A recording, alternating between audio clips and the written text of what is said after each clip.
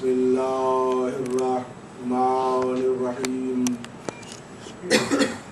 الحمد لله الذي لا يبلغ مدحته القائلون ولا يحصي نعماه الأعدون ولا يؤدي حقه المجتهدون الذي لا يدركه بعد الحمام ولا ينعله غوص الفتن الذي ليس لصفته حد معدود ولا نعت معدود ولا وقت معدود ولا عمل ممدود فطر الخلائق بقدرته ونشر الرياح برحمته وابتدى بالصخور ميدان أرضه أول الدين معرفة وكمال معرفته تصديق به وكمال تصديق به توحيد وكمال توحيد به إخلاص له هو الذي هدانا لهذا وما كنا لنهتدي لولا أن هدانا الله لقد جاءت رسل ربنا بالحق والصلاة والسلام على النبي الأمي صاحب الوقار والسكينة العبد المعيد والرسول المسدد المصطفى الأمجد المحمود الأحمد أبي القاسم محمد وآل محمد وآل بيته الطيبين الطاهرين المعصومين المظلومين الذين أذهب الله عنهم الرجس وطهرهم تطهيرا اللهم صل على محمد وآل محمد ولعنة الله على أعدائهم أجمعين من الأولين والآخرين أما بعد فقد قال الله سبحانه وتعالى في محكم كتابه المبين وهو أصدق القائلين وقوله الحق بسم الله الرحمن الرحيم يا بني إسرائيل اذكروا نعمتي التي أنعمت عليكم أوفوا بعهدي وأوف بعهدكم وإياي فارهبون وآمنوا بما أنزلت مصدقا لما معكم ولا تكونوا أول كافر به ولا تشتروا بآياتي ثمنا قليلا وإياي فاتقون ولا تلبسوا الحق بالباطل وتكتموا الحق وأنتم تعلمون وأقيموا الصلاة وآتوا الزكاة واركعوا مع الراكعين أتأمرون الناس بالبر وتنسون أنفسكم وأنتم تتلون الكتاب أفلا تعقلون واستعينوا بالصبر والصلاة وإنها لكبيرة إلا على الخاشعين الذين يظنون أنهم ملاقو ربهم وأنهم إليه راجعون سلام اللهم صل على محمد وآل محمد السلام سورہ بقرہ کی ان آیات کے ضمن میں ترکیز گفتگو واستعینوا بالصبر والصلاۃ خداوند قدوس نے بندگی کی راہوں میں اپنی مخلوق کو مطالبہ کیا کہ واستعینوا بالصبر والصلاۃ اپنی بندگی کی راہوں کو منور کرنا ہے نماز سے اور صبر سے یہ دو جوہر ہیں اور ظاہری بات ہے جب یہ دو جوہر عطا کیے گئے تو اس راہ کے اندر اس نے ہادیان برحق کو پہلے خلق کیا اپنے لیے بنایا اور ان کی حیات میں جو چیز مرتب تھی سب سے زیادہ تو ان سب سے زیادہ آیا ہے جو عشق آل محمد ہے وہ ہے نماز یاد رکھیے گا صبر نماز سے صبر کا پیمانہ بندھا ہوا جوہر صبر اگر چاہیے ہے تو حقیقت نماز سمجھنی پڑے گی کل کی گفتگو میں نے کہا صبر وہ نہیں جو اجباری ہو صبر وہ جو اختیاری ہو اور اختیاری صبر امتحان پر ہوا کرتا ہے. مومن کا جب ابتلا ہو، امتحان ہو اور اس پر وہ صبر کرے، اس کو جوہر صبر کہا جاتا ہے. اور جہاں انسان مجبور ہو جائے کسی شے پر اپنے گناہوں کے عوض کے اندر اور مجبوراً اس کو ان حالات میں اپنی زندگی گزارنی پڑے، وہ صبر نہیں کہلاتا. ہاں ان مواقع پر کہ جب ایسی شے مرتب ہو جائے، احساس گناہ اگر جاگ جائے اور منزل توبہ پر آئے تو پالنے والا اس کو پھر صبر سے گردانتا ہے. یعنی بات واضح ہوئی نا کہ اگر احساس ندامت رہا، اور یہاں امام زین العابدین علیہ السلام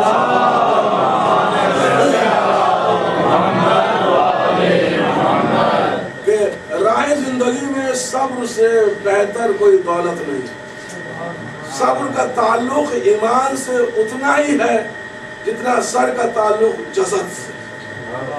یعنی راس الایمان فہی صبر. جہاں صبر نہ ہو، صبر جہاں ہوگا وہاں مجادلہ نہیں ہوگا. یاد رکھیے، مجادلہ لڑائی جھگڑے کی عادت. ان اللہ لا یحب الفساد، فتنوں کو فروغ کرنا، ختم کرنا، یہ صبر کے معنوں کے اندر آتا ہے. اور مجادلہ اس کو آل محمد نے کسی قیمت پر پسند نہیں کیا. یاد رکھیے گا، کیونکہ میں نے ان جواہر کو دیکھنا ہے کہ جہاں آیات مرتب ہو رہی ہو نورانی، اور جہاں مجھے تابع ہونا ہے، اتباع کرنی ہے آل محمد کی، تو جوہر نماز پہلا اور اس کے بعد جوہر صبر یہ دوئم.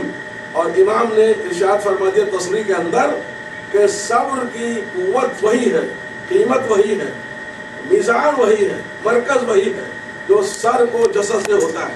ذرا غور کریں کہ اگر سر نہ ہو تو جسد کی قیمت لا شے ہے. اور یعنی ساری شے جو ہے وہ صبر پر جو ہے وہ مرکوز ہے. محمد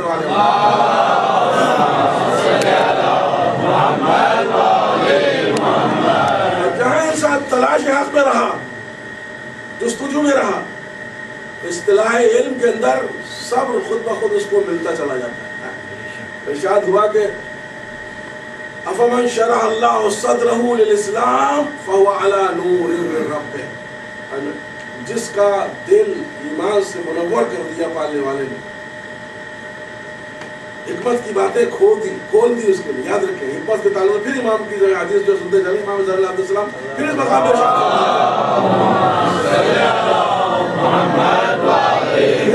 طبیعت فاسدہ میں حکمت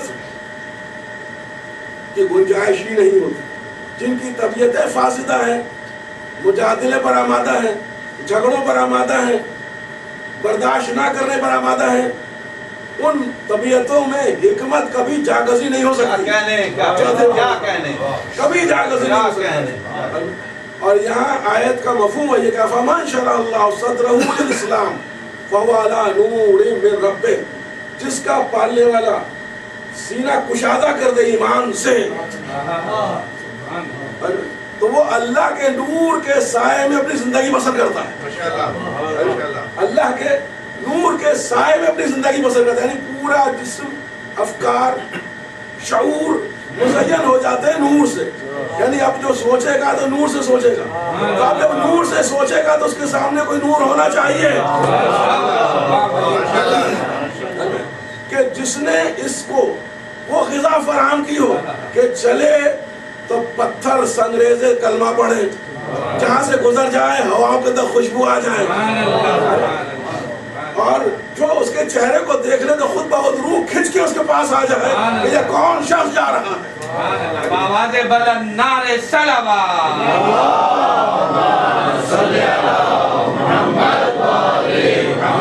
یعنی اس منزل پر وہو علی نور من ربہ، جب اس کا سینہ کشادہ کر دیا کسی کا، فویل للقاسیۃ قلوبہم من ذکر اللہ. تو پھر ویل ہے ان پر، حیف ہے ان پر، افسوس ہے ان پر کہ جن کے قلبوں کو ذکر خدا سے اطمینان نہیں آتا. فویل للقاسیۃ قلوبہم من ذکر اللہ. اللہ کے ذکر سے ان کے قلوب بند پڑے ہوئے. پھر امام نے تفسیر کی کہ قاصد قلوبہم من ذکر اللہ فہی صلاۃ.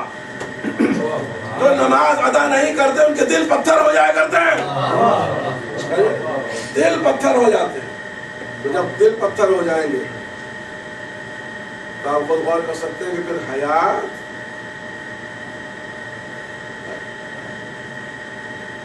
ظلم کی طرف چلے گی. واللہ لا یہدی قوم الظالمین. جہاں پتھر پڑ جائیں دل پر، طبیعتیں فاسد ہو جائیں، وہ انسان ظالم ہو جاتا ہے. ظالم کس لیے؟ ظالم لنفس سے، اپنے آپ پر ظلم کرتا ہے. اور جو خود ظالم اپنے نفس سے ہو گیا، اب وہ کوشش کرنا بھی چاہتا ہے، وہ کر نہیں پاتا. قرآن مجید کو حفظ کرنے چاہتا ہے، کر نہیں سکتا. زکوٰۃ دینے پڑتا ہے، دے نہیں سکتا. اچھی گفتگو کرنا چاہتا ہے، کر نہیں سکتا. علم حاصل کرنا چاہتا ہے، کر نہیں سکتا. یعنی پوری خواہشات دنیا آماجگاہ بن جاتی ہیں اس قلوب کے اندر. فوائل للقاسیۃ قلوبہم من ذکر اللہ. وہ دل پتھر ہو جاتے ہیں کہ جس میں ذکر خدا نہیں. اس منزل پہ یاد رکھیں کہ کسی شاعر، میرا کلام نہیں، شاعر نے کہا اس منزل پر، اور مجھے نام اس شاعر کا اس وقت یاد نہیں ہے، کہ قوت بازوئے حیدر ہے نماز. قوت بازوئے حیدر ہے نماز، پنجتن پاک کی سیرت ہے نماز. شاعر نے اپنا مفہوم دیا ہے، اور وسیع مفہوم ہے، گہرا مفہوم ہے، کہ جو آل محمد ہماری ہدایت کے لیے آئے ہیں، ان کی قوت کو دیکھو کہ ان کی قوتیں کہاں سے آئیں. قوت بازوئے حیدر ہے نماز، پنجتن پاک کی سیرت ہے نماز. چھوڑ کر سجدوں کو توہین محرم نہ کرو.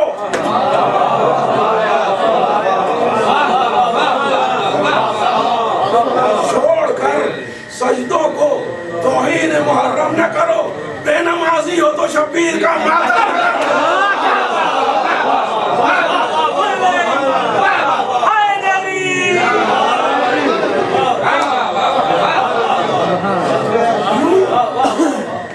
شاعر نے یہ حدیث قرآن سے لیا ہے. نماز جہاں جہاں صلاۃ کا ذکر ہوا ہے وہ ذات امیر المومنین علیہ السلام ہے.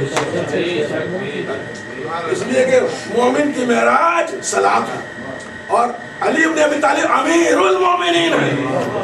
تو جہاں اقیموا الصلاۃ وآتوا الزکاۃ کا لفظ آیا، دونوں کے دونوں منسلک ہیں امیر المومنین سے. آواز بلند نعرہ صلوات.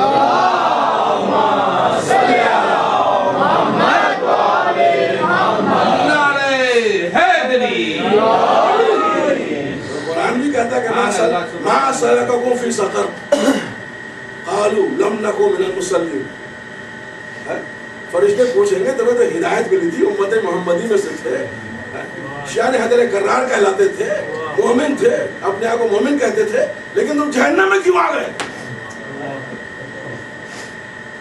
یعنی ان کو ملائکہ کو حیرت ہوگی کہ تم اور جہنم دو الگ چیزیں تھیں. قالوا ما نکو من المصلین، ہم نماز پڑھنے والوں میں سے نہیں تھے.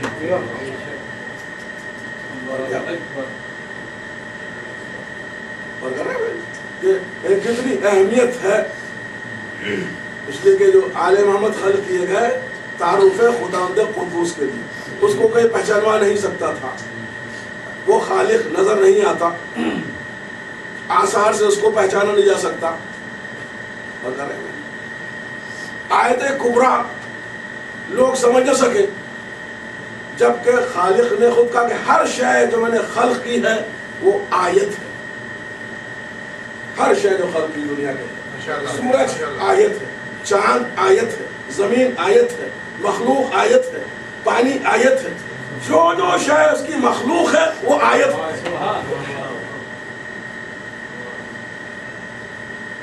لا استہزاء بآیت اللہ، اللہ کی آیتوں سے مذاق مت کرو. تو کیا اس کا موارد یہ ہوگا کہ کوئی سورج سے مذاق کر رہا ہے؟ نہیں، کہیں نہیں سکتا. آنکھ نہیں ملا سکتا، مذاق تو بہت دور کی بات ہے. آنکھ نہیں ملا سکتا. پانی سے مذاق کر سکتے، کوئی نہیں اترے گا سمندر. پتہ چلا کہ پورے قرآن میں جہاں استہزاء کا لفظ آیا آیت کے ساتھ، وہ اس کے آثار سے مطلوب نہیں، آثار مقصود نہیں ہے. پھر آیت اللہ ہے کون؟ آیت کبریٰ ہے کون؟ تو فقط وہی ہے آیت کبریٰ کہ جن کا اگر مذاق اڑائے تو زندگی اجڑ جائے گی، اگر ان کا مذاق اڑایا تو ساری آثار ناراض ہو جائیں گے، حسین اگر شہید ہو گئے تو شفا پہ خون آ جائے گا. اور کر رہے آیت کبریٰ محمد و آل محمد کی ذات مبارک، اور اسی آیت کبریٰ کو صلاۃ اور صبر کا نام دیا. عادت حسنہ صبر سے پیدا ہوتی ہے، علم کی خصلت صبر سے پیدا ہوتی ہے، اطاعت کی امنگیں صبر سے پیدا ہوتی ہیں، اور ظاہر بات ہے مجادلہ سے بچتے ہوئے لا تجادلوا بینکم، کبھی آپس میں جھگڑے فساد مت کرو. اس لیے کہ حکمت فاسد دلوں کے اندر، پتھر دلوں کے اندر جا کر نہیں ہو پائے گی. حکمت دینے والا کون ہے؟ یہ وہی ہے کہ جو آیت کبریٰ بنا کر بھیجے گا. حکمت وہی عطا کریں گے، شوق دیکھیں گے، تشویق دیکھیں گے، رغبت دیکھیں گے، اور جہاں رغبت صبا ہوئی وہاں امام کا حکم آ. بھائی زہرقین جو تھے کربلا کے راستے میں دائیں طرف چل رہے تھے، اور حسین علیہ السلام کا قافلہ بائیں طرف. جب تک تشویق پیدا نہیں ہوئی زہرقین کو، قافلہ تو مکہ سے چلا تھا، وہ اپنے راستے میں جا رہے تھے، مولا حسین اپنے راستے میں تھے، لیکن جب قلب کا امتحان لے لیا آقا نے، قلبوں کو جاننے والا آقا، امامت قلبوں پر متمکن، جب دیکھ لیا کہ اب یہ آمادہ ہوگا ایک قاصد بھیجا. مگر بھئی یہی حال ہر امام کے ساتھ رہے گا. ادھر آپ کا شوق بڑھا ہے، شوق عبادت بڑھا، ادھر امام زمانے کی نظر پڑی.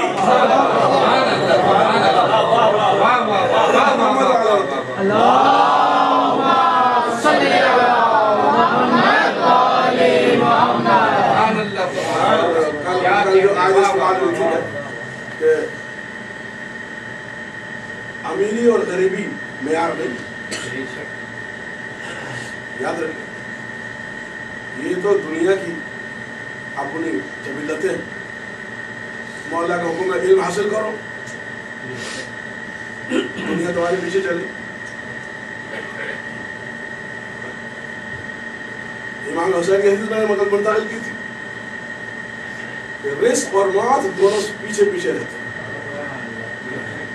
انسان اگر میں یہ سمجھ لوں کہ میرا رزق میرے پیچھے پیچھے آ رہا ہے تو پھر میں نے یہ دیکھنا ہوگا کہ میری مقصد اغراض، مقصد زندگی کچھ اور ہے.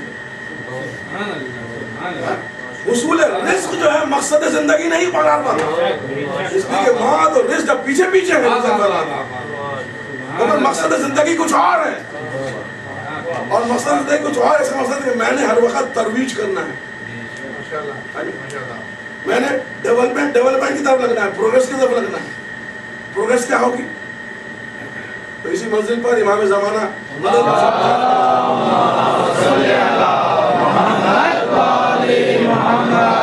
تطویر بندگی رضا الہی کے اندر مضمر. مولا رضا الہی ہے کیا؟ کہ صبر کے رزق کو اسی طریقے پا لینا جس طریقے سے وہ ہم پر مکلف کیا گیا. ہم پر مکلف کیا گیا. تم صبر رزق حاصل کرو، دینے والے ہم ہیں، عطا کرنے والے ہم. تو پہلے صبر مجھے اگر ملے گا تو امامت کی بارگاہ سے ملے گا. امامت کی بدولت محمد والا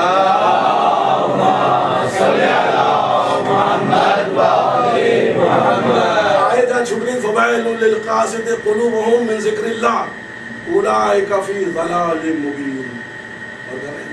جو ان کے دل پتھر ہو جاتے ہیں ان کی نگاہوں کے سامنے اندھیرا چھائے. وہ کیفیت جنازہ میں جو ہے وہ موارد کے اندر آ جاتے ہیں، چلتے پھرتی لاشیں. امیر مومن فرماتے بل انہم میتون، یہ مرے ہوئے لوگ ہیں. کون کہہ رہا ہے؟ امیر المومنین علی بن ابی طالب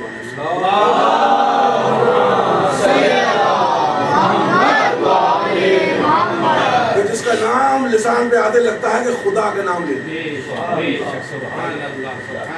ایک سایہ ہے جو متمکن ہے ہر رزق کے اوپر، مصدر رزق وہی، مصدر صبر وہی، مصدر نماز وہی، مصدر علم وہی. یعنی بندگی کی ہر راہوں کے اندر مشکل کشائی کی ہے. وہ مشکل کشا رزق نہیں ہے فقط. کہتے ہم سے مانگو اپنی روح کی بالیدگی کی کہ مولا مجھ میں حسد جاگزی ہو گیا، مولا یہ میری فطرت بد کو ختم کر دیجیے. کہا یہ دعا مانگا کرو مجھ سے. نمازوں میں خیال آ رہا ہے، دل نہیں لگ رہا عبادتوں کے اندر، کہا اب دعا مانگو مجھ سے، میں تمہاری مشکل کشائی کروں گا.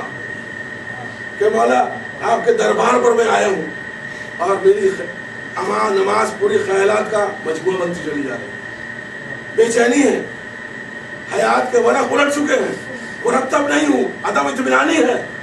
تاکہ میں مشکل کشائی کروں گا. بھائی جو روح کو منور کر دے اس کو علی کہتے ہیں.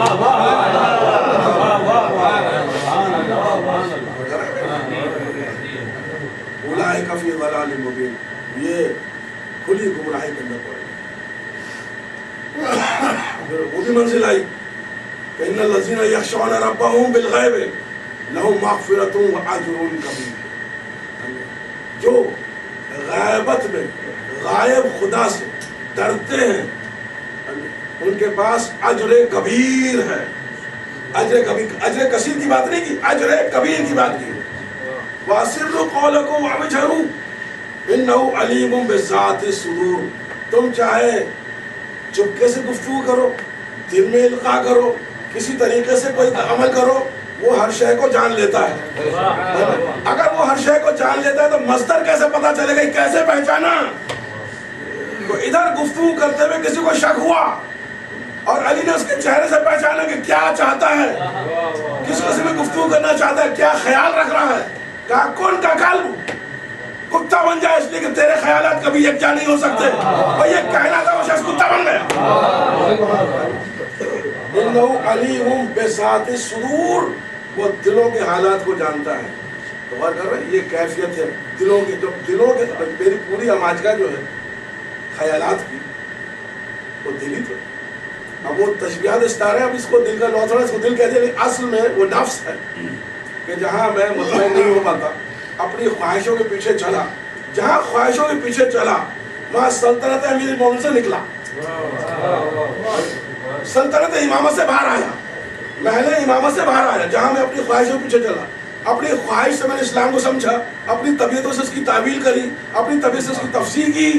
جہاں میں اس میں مبتلا ہوا وہاں فوراً امامت کی بارگاہ سے خارج ہوا. ادھر امامت کی بارگاہ سے خارج ہوا تو کبھی دائیں طرف چلا، کبھی بائیں طرف چلا. اب سمجھ میں نہیں آتا. سب کچھ استحسان ہونے کے باوجود منزل دور ہو گئی. یہ علم کا استحاضہ ہونا تو یہ چاہیے تھا کہ میں اختیار کرنے والا ہوتا، انوینٹر ہوتا، اختراع کر رہا ہوتا، لیکن ہر شے دور ہو گئی. یاد کر رہا ہوں، دنیا اتنی کام آنے والی شے ہے کہ اس کو اگر علی کی معرفت میں خریدا تو دنیا غلام بن جاتی. اور حسین علیہ السلام یہی کہا تھا کہ دنیا کے غلام مت بننا، دنیا کو اپنا غلام بنانا. دنیا کیسے کام آئی؟ تو یہاں امام جعفر صادق علیہ السلام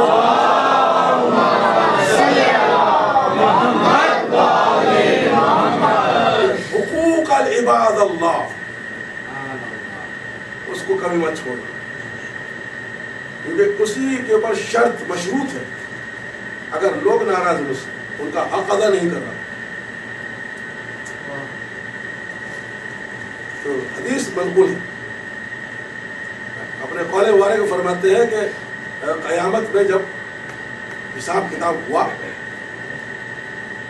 اور آپ نے یتیموں کے ساتھ ہوتے ہوئے اپنے پر خرچہ زیادہ کر لیا،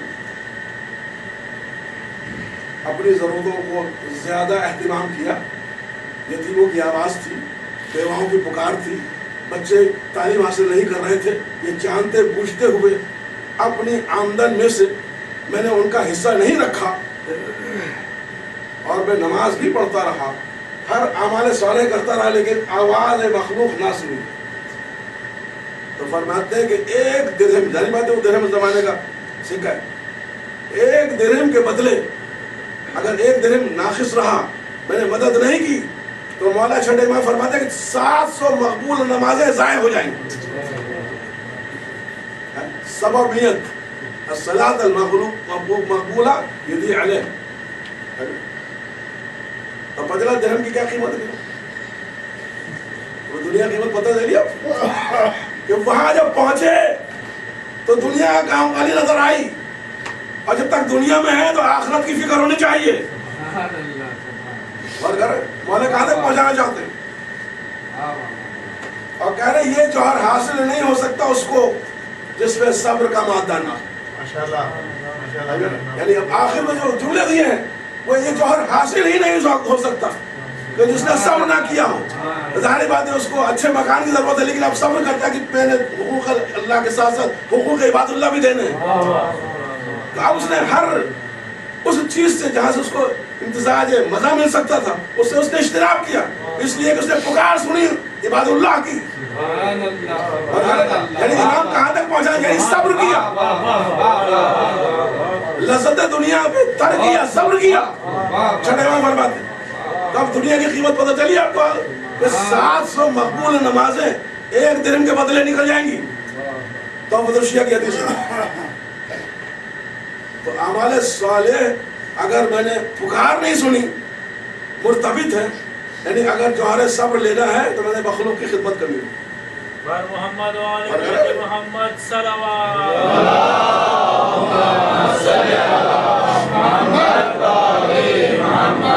آگے بڑھیے کہ اللہ نزل احسن الحدیث کتابا متشابہا مثانیہ. پھر آل محمد کا ذکر تقشعر منہ جلود الذین یخشون ربہم. اللہ نے تو اپنا کلام مقرر, ذکر اپنا مقرر, ایک دوسرے کے متشابہ, ایک شکل دیکھو دوسری شکل ویسی نظر آئے گی, ایک سیرت دیکھو دوسری سیرت ویسی نظر آئے گی. وہ متشابہ نہیں کہ اس میں شک ہو کہیں پر, مختلف معنوں کے اندر. اللہ نزل احسن الحدیث کتابا متشابہا مثانیہ تقشعر منہ جلود الذین یخشون ربہم. ان کی اطاعت, اس ذکر کی اطاعت, انا نحن نزلنا الذکر وانا لہ لحافظون. تو کتاب کا ذکر جو ہے, کتاب کا ذکر یہ ہمارے نہیں, ہم نے آل محمد کو بھیجا ہے اور ہم ان کی بھی حفاظت کریں گے, ان کے ذکر کی بھی حفاظت کریں گے. اور یہاں پر ذمہ داری ہے جناب سیدہ سلام اللہ علیہ نے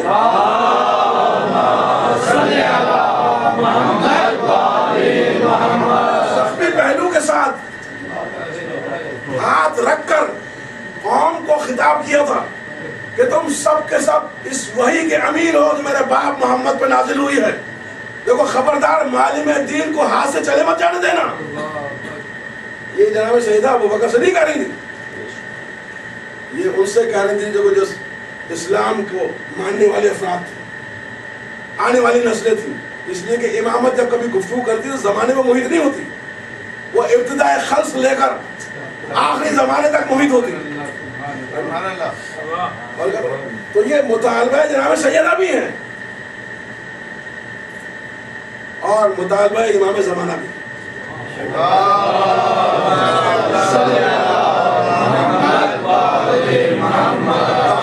تقشعر منہ جلود الذین یخشون ربہم, یعنی ان کے نام سے, ان کی سیرت سے, ان کے عشق میں, ان کی الفت میں مرتب جسم انسان کے ہلتے رہتے ہیں, گھبراتا رہتا ہے, پریشان رہتا ہے, آنکھوں سے آنسو جاری رہتے ہیں. بدلہ آنسو کا آنا صبر, آنسو صبر قرار پائے کس کے ذکر میں؟ اللہ کے اپنے چنیدہ بندوں منتخب نمائندوں کے ذکر کو اس نے صبر قرار دیا. آنسو صبر قرار پائے. کیسے؟ دلیل لیجئے قرآن سے. جب حابیل اور قابیل میں, قابیل کی جھگڑالو عادت کی بنیاد پر حابیل قتل ہو گئے, اب کوئی نہیں بچا, تو آدم روتے رہے, صدیوں پر گریا یہ محیط تھا یہ. تو پھر اللہ نے شیش علیہ السلام کو ان کی نسل میں رکھا. حضرت شیش پیدا ہوئے کہ جہاں سے بھی نسلیں بڑی آگے اور کر رہے. تو یہ پورا رونا قرآن نے قلم بند کیا ہے. وہ چیز کھو گئی تھی نا, وہ کھونے پر رونا. تو اگر ظاہری دیکھیں بھائی اب مر گیا ٹھیک ہے آپ صبر کی, لیکن وہ مسلسل روتے رہے اس رونے کو پالنے والے کا انہوں نے صبر عظیم کیا. فضلا اگر اللہ کی ابتلا کے اندر رویا جائے تو وہ صبر عظیم کہلاتا ہے. اور اس سب سے بڑا ابتلا عظیم حسین کی شہادت ہے.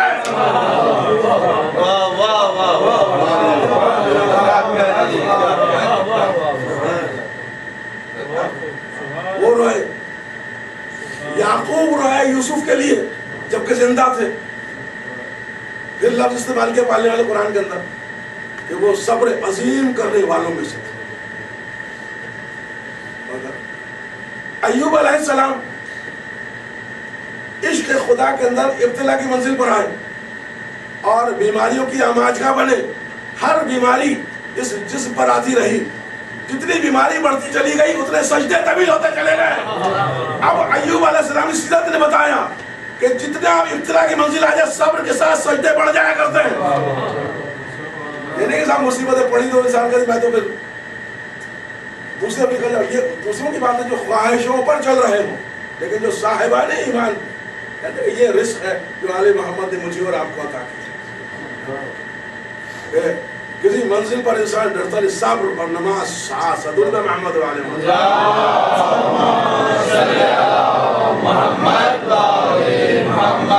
یاد رکھیں کہ ہر کیفیت خدا دے قدوس کی اس کی نگاہ میں. فَأَمَّا الْإِنسَانَ إِذَا مَا ابْتَلَاهُ رَبُّهُ فَأَكْرَمَهُ وَنَعَّمَهُ فَيَقُولُ رَبِّي أَكْرَمَنِ. مولا حسین کی حدیث کے ساتھ جڑی ہوئی ہے اس آیت کے ساتھ.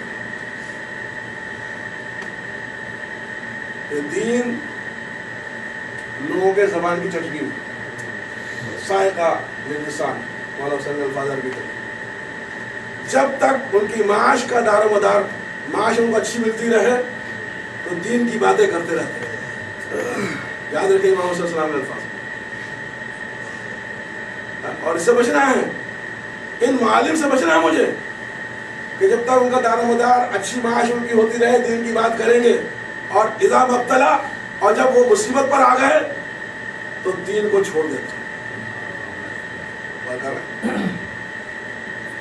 کوئی تو صفت بد ہے جس کی طرف حسین علیہ السلام نے اشارہ کیا. اور یہ کب کہا آپ نے؟ یاد رکھیے گا کہ حسین امام وقت اور انہوں نے اپنی قوت ولایت سے کام نہیں لیا کربلا کے اندر. یہ پوری تاریخ گواہ ہے. عاشورے کے دن خطبہ پہ خطبہ چلا جا رہا ہے, خطاب پہ خطاب ہو رہا ہے, اور وہاں وہ کوئی گھنٹی بجا رہا ہے, کوئی پتھر مار رہا ہے, سنی نہیں رہے, شور مچا رہے ہیں, گانے کی آوازیں آ رہی ہیں, لہک کی آواز آ رہی ہے. حسین کا ایک لفظ سن رہے ہیں اور حسین علیہ السلام اسی شد مت کے ساتھ اپنے خطاب کو مسلسل جو ہے وہ ریپیٹ کرتے جا رہے ہیں. جو کچھ حسین نے عاشورے کے صبح کہا تھا یزیدیوں کے سامنے وہ انہوں نے تو نہیں سنا, لیکن حضور اب اس ولایت کا کام لیا ہے زینب سلام اللہ علیہ سے. اور جب کوفہ پہنچی اور وہی کیفیت پائی سب کی کہ وہی حرکت کر رہے تھے جو صبح عاشور کر رہے تھے, تو بس ایک ہاتھ کا اشارہ کیا.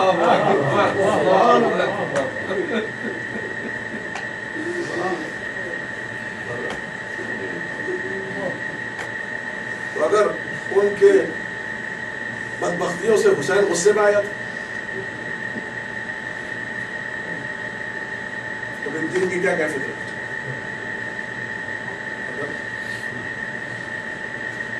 اس لیے غصوں کو روک لیں. والکاظمین الغیظ والعافین عن الناس واللہ یحب المحسنین. حسین کی سیرت سے سیکھ کہ جس کی کوئی بات سننے پر آمادہ نہیں تھی. اور میرا آقا آنسو یہ ہوئے روتے ہوئے اپنے الفاظ کہتا رہا.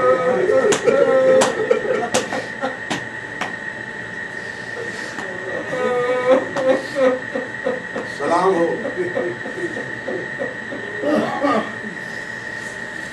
ہماری ارواح کا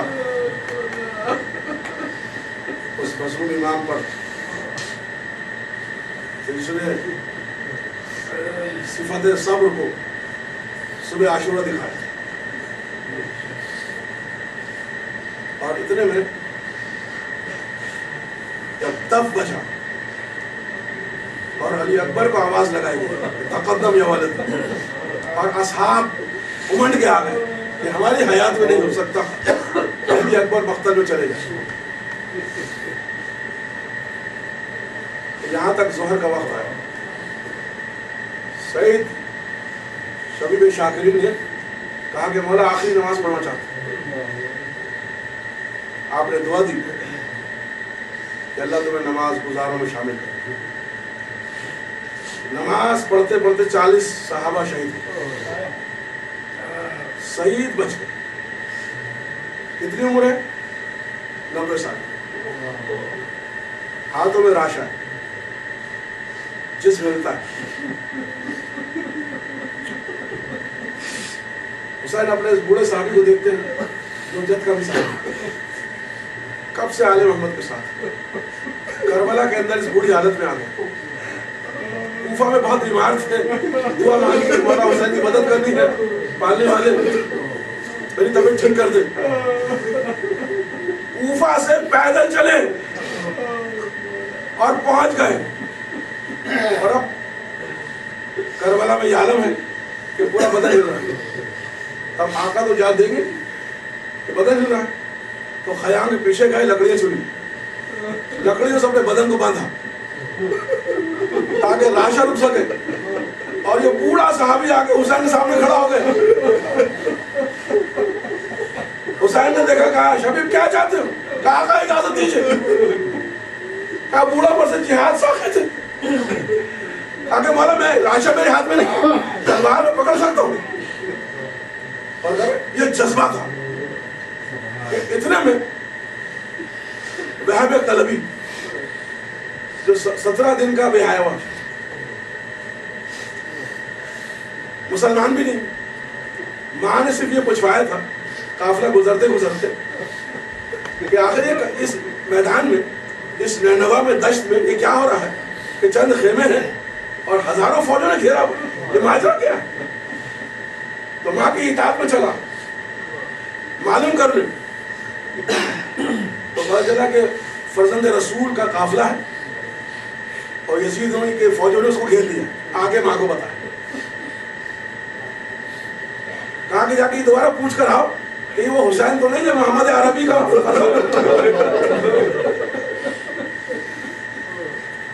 میں کل بھی پہنچے، جا کے پوچھا، کہا ہاں میں وہی حسین۔ بس ادھر یہ واپس آیا تو ماں نے پہلا جملہ جو کہا، یہ مختلف بہر الانوار، کہ بیٹا دودھ نہیں بخشوں گی اگر تو اپنی دلہن کو لے کے کوفہ چلا گیا۔ یہ وہی ہے کہ جس کی بنیاد پر میں نے تجھے اللہ سے پایا تھا۔ کل تک تو میری آنکھیں نہیں کھلی تھی، لیکن اب ایمان کی جوت میرے دل میں آ گئی ہے۔ تینوں ماں، بیٹے، بہو، تینوں پہنچے حسین کی خدمت میں، اور جا کے اس نے دس بستہ ہاتھ جوڑے، کہا میرے بیٹے کو میرے سامنے اجازت دیجیے جنگ کی۔ ادھر شبیب نے شاکری کھڑے ہوئے، تھرکتا ہوا بدن ہے، اور کہ اتنے میں ایک تیر آیا اور شبیب کے پیشانی پہ وسط ہوا۔ بے اختیار فرماتے مولا اب مجھے اجازت دیجیے۔ یہ کہتے تیر کو نکالا، شبیب کو اپنے ہاتھ سے پکڑا اور ملائن کی طرف اس تیر سے مخاطرہ کرتے ہوئے چلے۔ حسین اپنے صحابی کی جنگ کو دیکھتے رہے کہ اتنے میں وہاب کلبی نے اجازت ملی، ادھر اجازت ملنی تھی کہ پہنچے۔ شبیب نے شاکری کے جنازے کو سنبھالا، اور سنبھالنے کے بعد قتال کرتے کرتے، تعریف دیکھیے، قتال کرتے کرتے کئی کو فنار کیا۔ ادھر وہ گرنے والا تھا، ماں سے دیکھا نہ گیا، ماں سے دیکھا نہ گیا۔ یزیدیوں نے یہ دیکھتے کہ اس کی ماں کھڑی ہوئی ہے، سر کاٹ کر ماں کے قدموں پہ پھینکا۔ خدا قسم عشق حسین کی انتہا ہو گئی۔ اپنے بیٹے کے سر کو اٹھایا، کہا جو حسین پہ صدقہ کر دیا واپس نہیں لیتی۔ اور یہ کہتی بوڑھی عورت چلی، حسین دوڑے کہ ایسا نہ ہو کہ کوئی عورت شہید ہو جائے، لیکن کیا کرتے، تیر آ چکے تھے۔ یہ پہلی شہیدہ ہے میدان کے اندر کہ جو ختم ہوئی۔ بچوں کو حضرت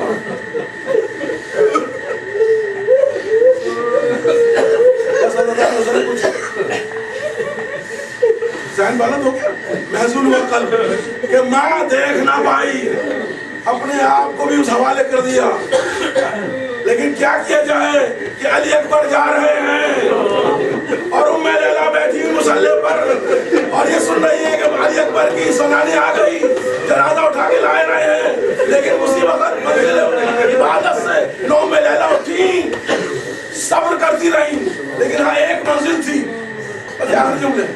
ایک منزل تھی، جب قافلہ گیا کوفہ سے شام کی طرف، راہبہ نے سر حاصل کیے سارے شہیدوں کے، تو تاریخ لکھتی ہے کہ ہر سر کے نیچے آ کے سلام کرتی تھی۔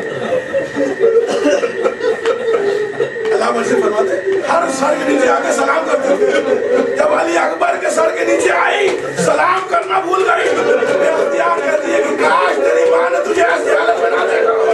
وہ یہ منظر تھی کہ ام لیلہ کے بند کھل گئے، لا الہ الا اللہ، علی اکبر کی بھول نہیں لگتی بات۔